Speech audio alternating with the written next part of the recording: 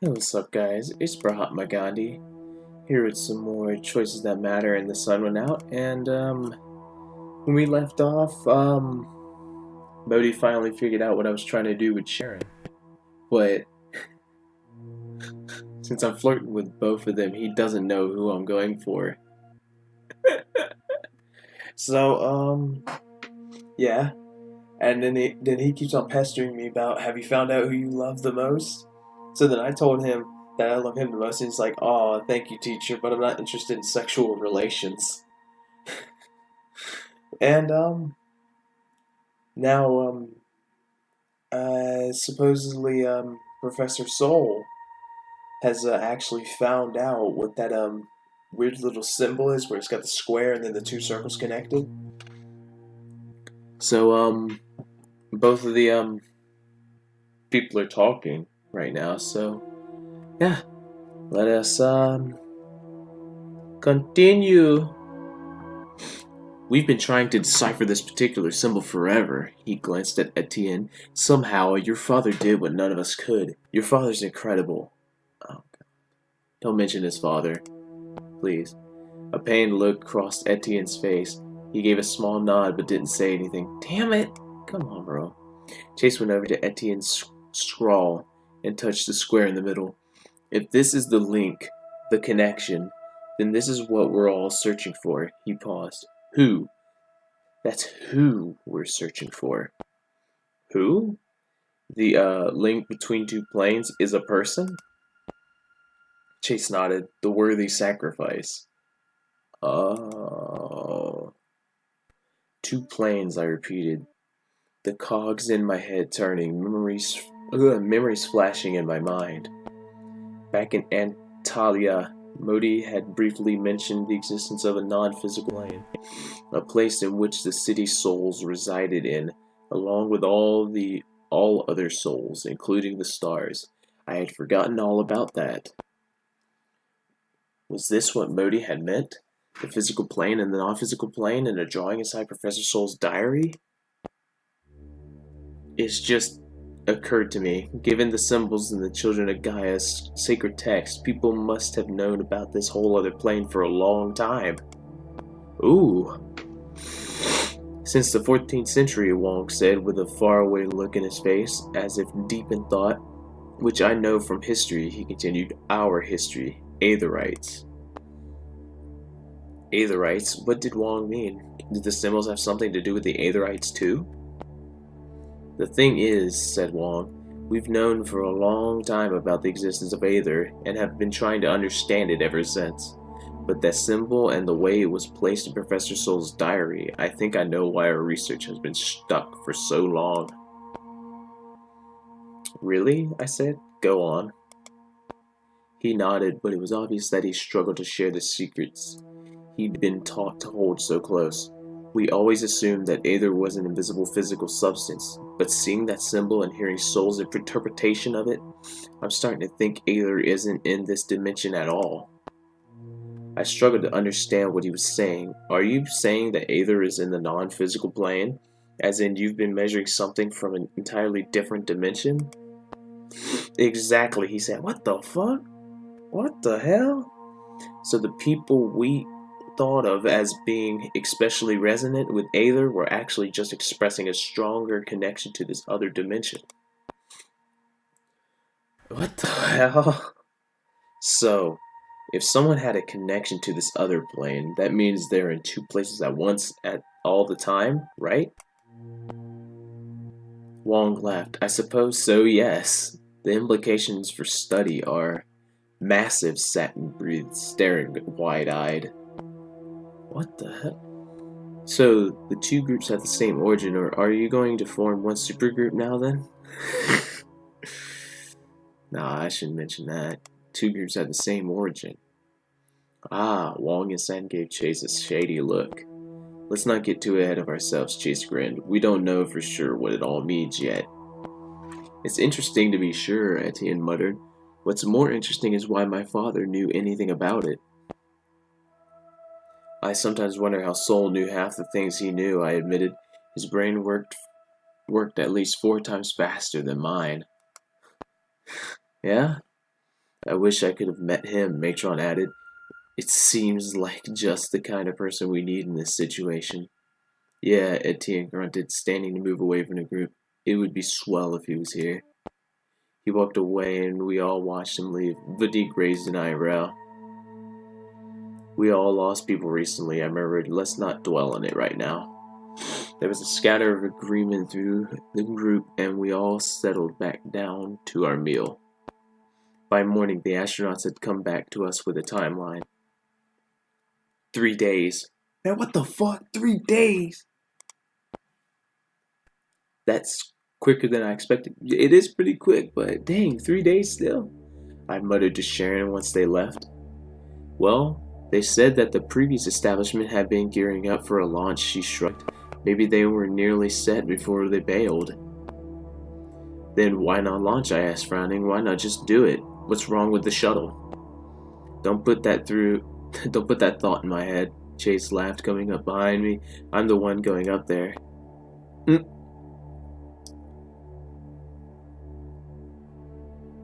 Hey, I'm just thinking logically, it wouldn't be bad to double check. We might as well double check, you know? I've already thought of that, Chase laughed. No harm, no foul.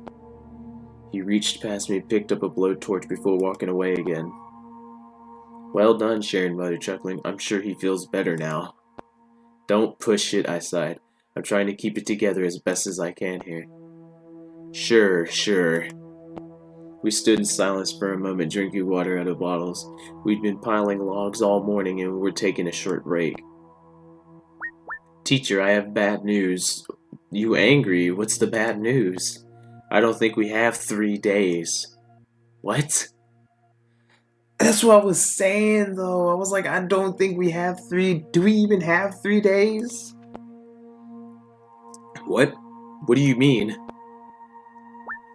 I've been keeping my ear to the ground. I think we're about to be under attack. What the fuck?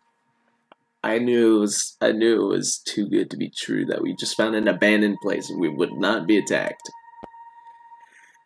By who? Panic started taking me over and I flagged down Dolores. It must have shown in my expression because she hot-footed it over with a grim look on her face. Modi, what proof? Sharon asked harshly. The local station reported a group of people moving through the town. They described it as an angry mob. They're also heading this way.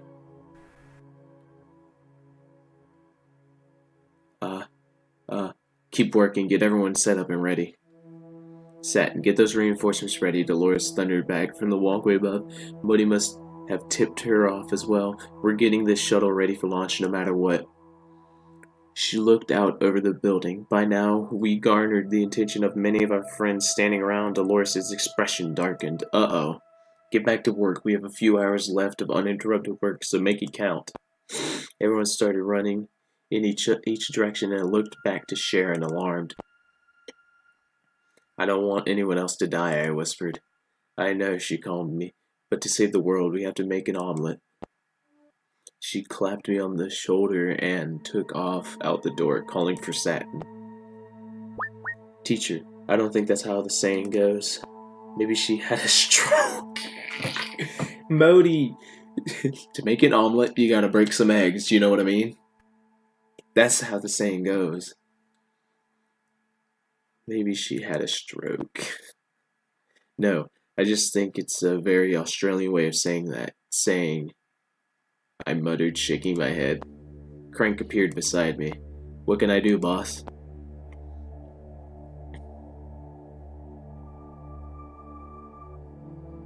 Shouldn't you be asking Dolores this? Honestly, the way I see it, Dolores is deferring to you, so that makes you boss, he shrugged, looking around shiftily. As long as I don't have to be in that shuttle, I'm happy. Well, alright then, I muttered. I promise I won't make you go to space. Much obliged. I thought for a second. Go to Satin, get her anything she needs, if she doesn't need you. What? He asked dryly, noting green look on my face. Take what ammo you have and set up a nest up there. I pointed at one of the balconies with a window. Don't forget your rocket launcher. Aye, aye, Captain, he nodded, eyes narrowing as he scoped the location. I think I've got a scope that might work nicely as well. Okay. I nodded, not really listening. There wasn't anything I could do about getting the shuttle ready, but if I could stop this from being a bloodbath, I would. Crank moved away and I turned to Modi. Modi, how far away is the news report you mentioned? Are you asking how long we have, teacher? Because it's not clear.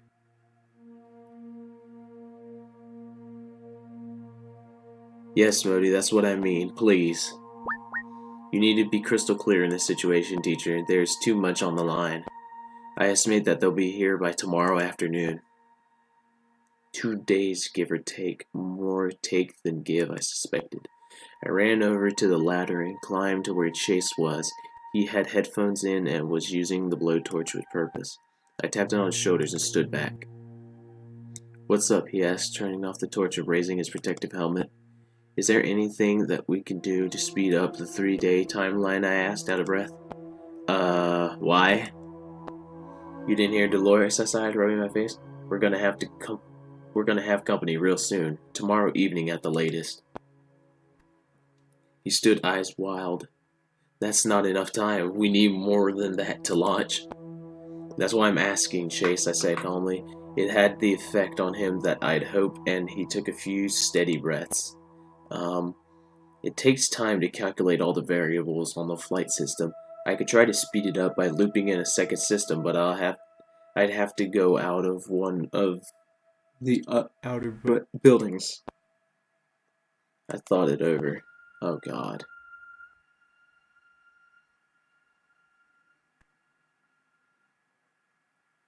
Go, make sure it gets done. Stay as long as you have to. Right, he nodded. Right, I'll let one of the astronauts know when they need to finish this up. It'll only take them 15 minutes. I've done most of the grunt work. Good lad. He put the torch down and took off the protective gear, double timing it to get down the ladder. Instead of following him, I made my way along to where Dolores was with her laptop. You need anything? I asked, kneeling next to her. More time, she snapped. Miss Montague, teacher cannot do that. You have to adjust to the situation you are given. Dolores' face turned red and I held up my hand to ward her off. Hey, Modi has a mind of their own, remember? What can I help with? She took a deep breath of her own and closed her eyes. On her computer screen were reports of large purchases, billions of dollars large. Whoa! The company has been buying up countries, she said, finally turning back to her keyboard. Only small ones so far, and usually by pseudonym names, but if they aren't stopped, they could start a civil war across the Americas. Well, what can we do? I asked, frowning. As far as I knew, this wasn't our most pressing matter. Modi was able to breach their firewalls and siphon out money, right? She asked and nodded. I nodded. Then we need to do that again. Leave Modi with me. No. I must remain with teacher. He updated again. Besides, I can't get back in anymore. Vadik, I cut in before Dolores could speak. He's a world-class hacker. We could get him to look into it. He's doing the heavy lifting for SAT, Dolores said. I'm not sure what's more important.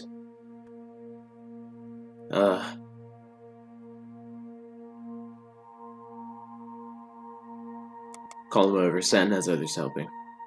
I'll do that, Dolores nodded, picking up the radio by her leg. I left her to it and descended the ladder again. I felt like the amount of people within the Cosmodrome had doubled with all the activity, but alas, it wasn't true. We need more help, I muttered, looking around. There just isn't enough of us. What can I do, teacher? I want to help. You are helping, Modi, simply by being here with me. That's sweet. But a complete fallacy. I am doing nothing. You do more than you know, I muttered, pacing to the door to look out. Satin was giving orders and Etienne drove past on the quad bike as I watched. You warned us that danger is coming and you constantly provide advice and comfort. If I didn't have you on my wrist telling me what to do, I'd never have made it this far. True. True. Can I provide another piece of advice then? You're going to do that even if I say no anyway, so shoot. Teacher, there may not be much time left. If you have feelings for Miss Sharon or Mr. Etienne, you should tell them soon. If this goes wrong, you might not get another chance. You're right, Moody. I'll think about it, okay? Come on, you know I'm going for it. We all worked tirelessly over the next 24 hours. Dolores was on water and food duty, making sure that everyone was ready for anything, and I started taking my bike between each group to do as much as I could to help. Anyone, really. At 10 in the morning, a hatchback drove down the road towards us. It was alone, but I kept our guard up. I've got it in my sights, Crank buzzed over the radio on my belt. If they try anything, I'll shoot out their tires. Ooh. Don't, Etienne shouted back. I recognize them. They're friendly. Are they the rest of the, It was either the Children of Guy or the Aetherites. One of them was coming in on a separate plane. I picked up the radio and pushed the button to talk. Etienne, you get up here then. Who is it? It's Mother, and there's a kid in the car with her. Borrowing a pair of binoculars, I looked through it. I recognized the boy. It was Yumi, the Egyptian boy I had met in the train in Turkey. The boy who had accurately predicted the darkness coming and going. Oh, God. I frowned. This was no situation for a child to be in. They pulled up beside me, and I immediately told them to drive into the main building where they would be safe, flanking them on the bike. Yumi tumbled out of the car as soon as they were parked. I found you again, Modi. Oh my God, no. No, this is not the time for Yumi to come back. Master Yumi, I'm so happy to see you.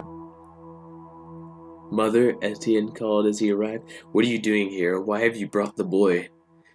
It was Yumi and his adopted mother who found me first. Yumi said he had to be here, Etienne's mother explained before introducing herself as Amala.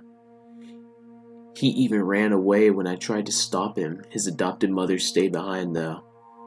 Why did you need to come here, Yumi? I asked, kneeling to be at his eye height. What's so important? The darkness is coming back, he whispered, taking my wrist and holding Modi close to his chest. I almost forgot about the mysterious bond you and Modi shared. I only had a glimpse of it on the train before we were separated. The sadness is overwhelming, and this time light will not return, Yumi continued. It's only a few days away now. Uh-oh.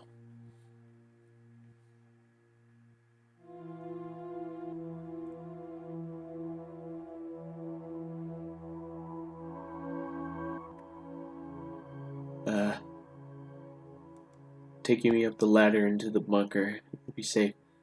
Amala, Etienne's mother, had to drag Yumi by his arm to get him to leave the small group who had formed around him. I made sure that Moody was still on my wrist just in case. Etienne, Sharon, and Dolores looked to me, worry in their eyes. Hey, we knew this was coming, I said, my own voice hoarse. It doesn't change our plans or what we have to do. Oh my God. Oh, Jesus Christ. Why do I have a feeling that freaking Yumi's gonna get shot during this? Oh, I have the strange feeling Yumi's gonna get shot or Dolores is gonna die or something like that. I just have a feeling. I have a very strange feeling like that. Teacher is right. I'm not sure why you're all upset. This is data we already had. It's because it's so close, Modi, I hushed. Modi is right, Dolores said, sniffing and standing straight. Now more than ever, we have to remain on track. I'll start pulling people back behind the line. She strutted off, leaving me and my companions alone. Sharon looked up to where Yumi and Amala sat on the balcony with Crank. It doesn't seem right, she whispered, a child being here, not so close to it. Sharon shook her head sharply. Excuse me, I have to make a call. She wandered away and pulled out her phone. I turned to Etienne, but he held up his hand, as if knowing I was going to say something. We don't know how to stop this, he said defeatedly. We have no clue, so please spare me the reassurances. Then Etienne walked away too, leaving me by myself. Modi vibrated and I looked down. The enemy is close, teacher. You won't get another chance. Tell them how you feel. You're right, it's time I do something.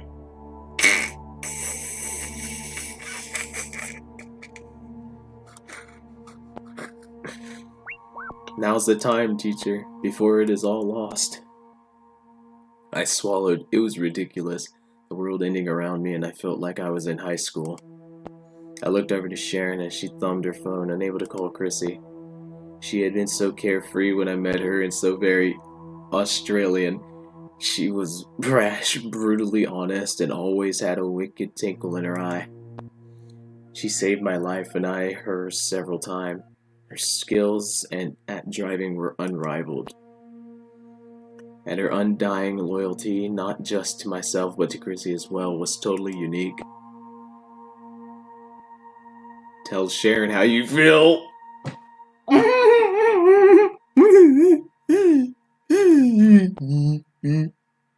Swallowing, I walked over to Sharon, touching her shoulder. Uh-oh.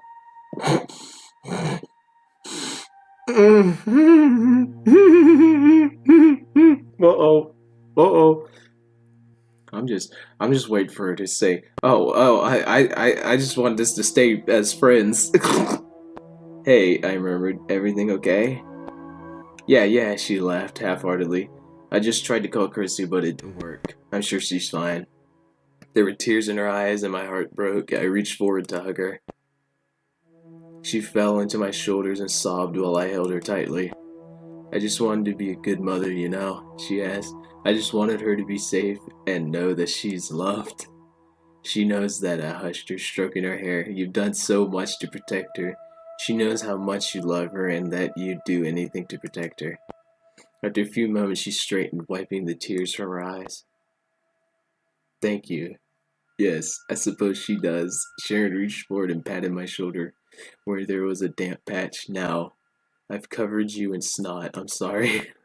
Don't worry about it. I'm here for you, alright? She smiled, touching my cheek. I know. So glad you are. I don't know what I'd do without you. You don't have to find out, Ron. I hesitated.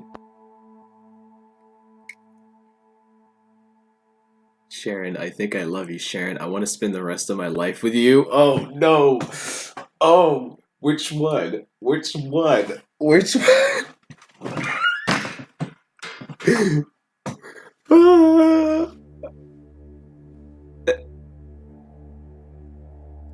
Sharon, I want to spend the rest of my life with you. We've got company crank rolled over this side suddenly, and not the good kind. Oh, no. Sharon and I looked at each other, filled with dread. We ran over to the door to get a better look. Etienne joined us. Go, tell the others, and be safe. They raced out the door, and I made for the ladder leading up to Crank's camp. He was readying a rocket in his launcher, a stony look on his face. He transformed himself into Soldier Crank, and there wasn't a tremble in his movement. I grabbed his scope and looked through it. The road was full, both of people and automobiles.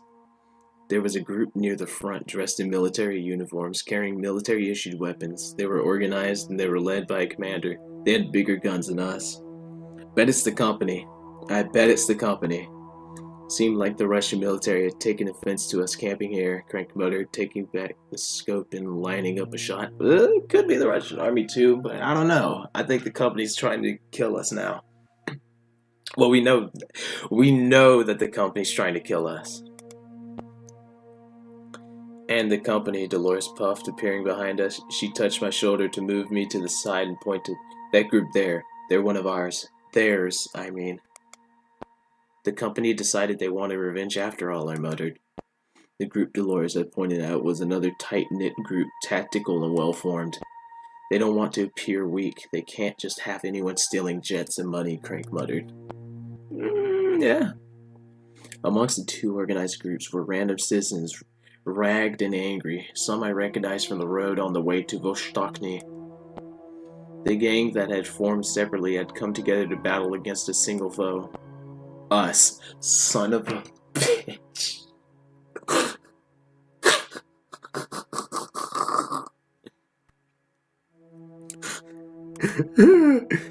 Mob mentality had set in. God. We're totally screwed, Crank muttered before firing the first rocket. Arc 13 completed. Oh god. You and 30 ATA players told Sharon how you felt before starting a big battle in a Russian cosmodrome. You know what? I'm gonna end it right here. It's a little early, but I'm gonna end it right here. So I'll see you guys in the next one, and bye.